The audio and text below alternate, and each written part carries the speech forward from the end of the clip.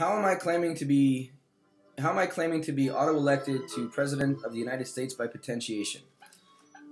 I'm claiming this through receiving the number of votes required to be president, and I received them at least a few of them I received in Burlington, Vermont, where I was running and I was living at the time. I voted for myself. Several of my friends voted for me. And I was running on Facebook, of various social media, and I know that people voted for me. I wouldn't have gotten maybe, at the most I'd say maybe 30, 40, or 50. I could be surprised maybe I got a few hundred. I doubt I got more than a dozen or a couple dozen. But I know I got at least 5 or 6. So how does this make me remotely have enough votes to be president of the United States in the last election? It doesn't until I apply my theory of infinity, grand unification theory. This is a theory that is 1 equals infinity. No two things are alike, therefore no numbers past 1 can be proven except to demonstrate this formula. If that's correct and physical reality is that everything is unique, then my vote cast will have the same value in physical reality and in mathematical context as the appropriate number of votes that Obama seemed to have justly received. I don't actually believe myself that Obama is president anyway. No matter what you think about my mathematics and my claim, you can call it crazy, but Obama is not president now, and the reason I can say this is because he has Indonesian citizenship that is on the record with Indonesian school transcripts, which I will link to in the below this video, and with Occidental College records. He was listed as a foreign student of Indonesian citizenship. He was never naturalized, therefore he's an undocumented immigrant. Obama is an illegal or an undocumented. He's an illegal and undocumented immigrant who can be arrested and charged under Federal U.S. 1892, impersonating a federal officer or a federal employee. We can use U.S. Federal 1822-36 citizens arrest powers to arrest him. I've done this on just in text on the White House Facebook page, and I wrote a letter to the Secret Service, not arresting Mr. Sotero, but I believe the real president is Patrick Leahy, because Biden and Sotero or Obama's ticket was fraudulent, and they knew that, and he's impersonating him, and that's what they do, and all the power is given to Vermont. Vermont is a socialist state at this point. I lived through 12 years of Vermont. I was starved for over 5 of those. That means I couldn't get groceries where I lived. I couldn't get food. I was made obese. I was given drugged food, dirty food. My diet was changed. I had to eat meat. I got sick trying to get food. I went out of the city in weather that was like fucking for 35 fucking degrees. I got sick. I got fucking pneumonia for 3 weeks because I couldn't get food. To get $16 worth of groceries, I had to spend 2 hours in the snow. It didn't make sense because they're insane. I reported sexual assault and being intimidated by some grocery store workers at the City Market Onion River Co-op in Vermont, in Burlington, and then police assaulted me there when I tried to get food and water. When I was assaulted there for trying to get food and water, I was placed in custody for being hungry. I identified myself as a Native American. I didn't stop talking for about 15-20 minutes during my little interim time with the officers there, who arrested me in this grossly illegal manner before they assaulted me in front of about 16 people right in front of the water machine while I was in cuffs. They very bravely assaulted me while I was lying there in cuffs, trusting them as a citizen with their little power trip there. Officer Carey and Officer Sweeney, who I threw across the room a little bit before that instinctively with a little judo move. So they had to assault me when I was in cuffs and then deny it. And then they destroyed all the tapes of that. And then they gave me a lawyer who covered up for the cops and threw me in prison and said I was insane for believing I needed food. That's on record that if you believe you need food in the state of Vermont, if you're an organism that requires nourishment, you are insane and you need incarceration and drugs to correct your thinking, and you can't be tried because you're incompetent. That's on record, and I'm not making it up. So anyway, I received enough votes, and the contention that I'm the only person who can use this theory of everything, or this 1 equals infinity valuation of numerical certainty, is that, and this is even more out there than the theory of everything that I have applying to mathematical physics enough to elect me president. The notion that I have is that I identify myself as a Native American who was endangered to the last of their tribe while I was in City Market Onion River Co-op being killed, being attempted murder, and then trafficked as a slave. Because I identify myself as a Native American in this context, and the police officer continued as if I was not one under law, because the Native American law is that this is actually their land. If you get serious and technical enough about the law and you produce the actual law, that is Mohawk ground where I was. That's Native American property. the American government is more or less allowed to live there. Now, I understand that in real courts they don't recognize this, but it is the way the law is constructed, and this is a legal construction. So I'm claiming that I was an endangered Native American from a tribe where I was the last one. And in this rare instance, this is actually painful, and I don't really like to say this. When you are the last person of a tribe and you elect yourself leader, then the spirits who are missing there in flesh can speak through you. And me coming up with this formula of infinity and applying it in a leadership situation to save my people and my tribe and America in turn would, by that tribal association, give me the the foundation underpinning it of leader or chief to that endangered tribe. Now, I understand I really don't want to be offensive to Native American people here.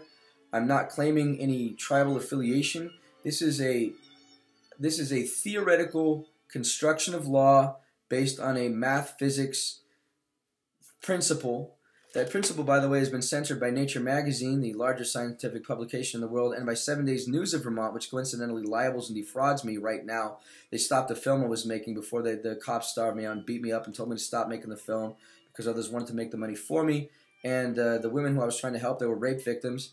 These women are being defrauded and hurt and agitated. Their rapes are being sexualized every day by the same publication which defames me and originally censored my theory of everything. So anyway, I recognize how bizarre and outlandish this claim is. It doesn't make a difference. You can call me crazy, but I don't think you're going to be able to argue with the math very successfully, which is really more important than the claim to presidency, I think.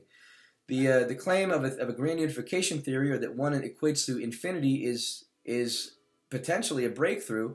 I mean, I've looked into this quite a bit. It is copyrighted with the Library of Congress, my essay, and that formula. I've looked up Zeno, and I understand the Zeno principle, which actually I think Zeno came 2 years after my formula. You know, the Pioneer Papers, there's quite a lot of math theory and philosophy. I sort of marry the two, philosophy and physics itself, in my theory. But physicists generally have agreed with me. Nobody's actually disagreed with my equation yet. What people have disagreed with me on the physics aspect is whether or not it equates to time. I claim that 1 equals infinity means as well that numbers equal time, or n equals t. The contention that time is outside our realm of dimensional capacity to understand is a blatant fraud, or at least a contention that I don't agree with. I just think that's false.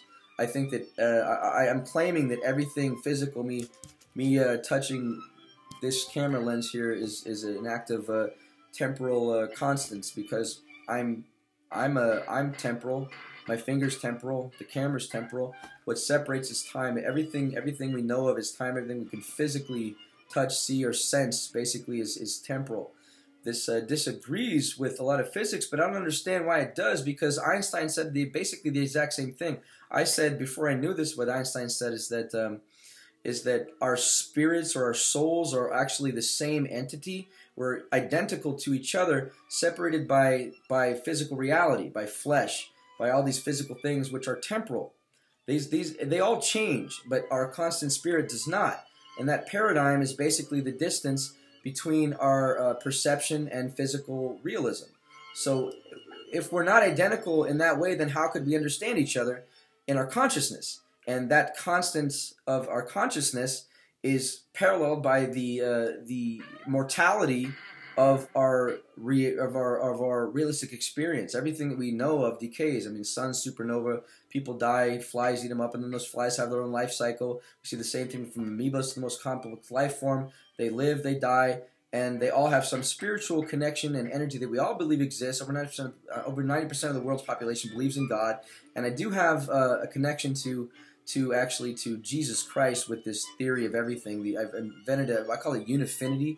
The principle is more or less that the ruse that the snake man, or the snake, I believe is just a walking snake person, because of the first Greek translation of the Bible said that the snakes were walking. That's the Hebrew Bible says the same thing. There's a snake person on 2 legs. That the snake introduced the apple to Eve as a test because all laws which created the enmity between us are based on mathematics. The principle of science and all knowledge is numerical. It's numerical frequency. My dissection of the Bible is led me to Joseph of Arimathea, and I stopped there. There's a code in the Bible that you can see. It's twofold with something in the center, in my opinion. But anyway, my theory is what it is mathematically. I'd love to hear you debate about the theory itself. Nobody has really disagreed with the theory itself. What they don't like is that I'm applying it to mathematical states of votership or votes to states of election. I'm not suffering under the delusion that I'm like, I'm sitting there, I'm Obama, I'm in the White House, I'm calling the shots. I'm simply making a theoretical claim on paper that I have the right amount of votes by potentiation to be President of the United States. Secret Service knows well. I've requested from the White House many times that they feed me because of this contention, which is sort of a joke, but I've, I don't know, maybe 50, 60 times gone to the White House and said, give me some white cake, please, and some wine and some apple juice and some, some Brazier-shaped pasta, like a moon pie, things like this. You can go to my website, BernieSandersZodiacKiller.com, BernieSandersZodiacKiller.com. I did crack the Zodiac Killer cryptogram from 11969 that cracked the case of Jack the Ripper and the Black Dahlia and the Zodiac Killer. Bernard Sanders is a Zodiac Killer, in my opinion, at least one of three. He appears to have killed Paul Stein in 1969 in San Francisco. You can laugh at that all you want, but until you see the analysis and my decryption of the cryptogram, you're not going to be able to have any kind of serious debate about it, I'm sure. And once you see that, I'd love to see how you prove me wrong, because he's in the upper left-hand corner and in the bottom center of that document, the 11969 cryptogram, and it very clearly has only the possibility of being Bernie Sanders, in my opinion. I can't really see anybody else who could be. And I've solved all three of the cases roughly on the surface.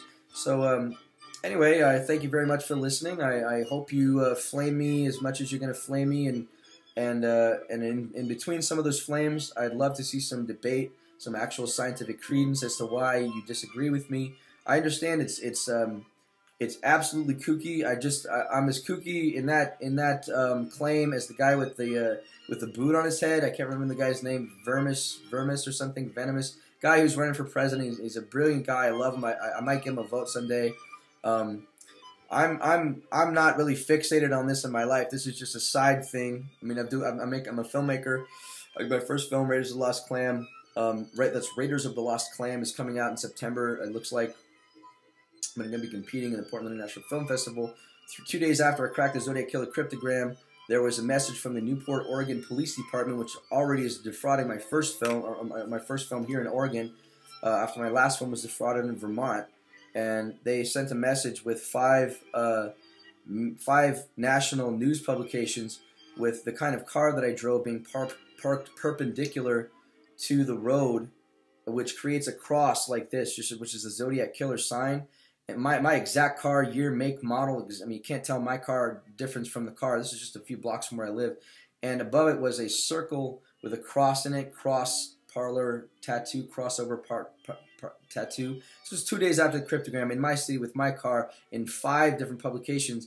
There were 5 official Zodiac killings, so I took that as another form of intimidation, not to continue my work cracking the Zodiac Killer cryptogram. And then there were some other crimes which I believe relate to the Zodiac Killer cryptogram, which I've detailed and outlined my analysis about on the website BernieSandersZodiacKiller.com. Underneath that's a bunch of my fine art. The story about what happened in Burlington, Vermont, is that I was starved and beaten and assaulted, that is, and censored. The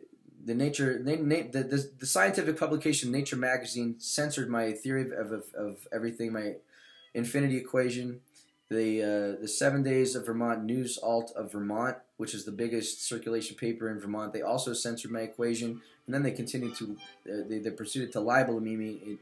They libeled me, and they continue to libel me to this day, and they commit fraud as well that deprives women who I work with for a film about their rapes the money and the justice from me coming and bringing their testimony to light, because there was a competing rape center there, which I went to donate to their center, and they wound up stealing my whole project and libeling all of us in the paper. They cheated us out of the film, hired artists to replace my art, and then the cops forced me to stop doing my work, and they starved me, beat me up, and sentenced me to time for trying to buy food. and then said I was crazy for believing I needed food. They're just crazy, so I had to leave. And now my second film here is being defrauded, and that's the situation. So thank you very much for listening. I hope you enjoyed this speech. I don't expect people to really be too courteous or nice, but I'm gonna leave the comments open. I don't really give a fuck. I'm used to being flamed, but you can call me crazy for saying that I'm elected by auto potentiation to be president, but I'd like to see how intelligent you are about the mathematics behind it.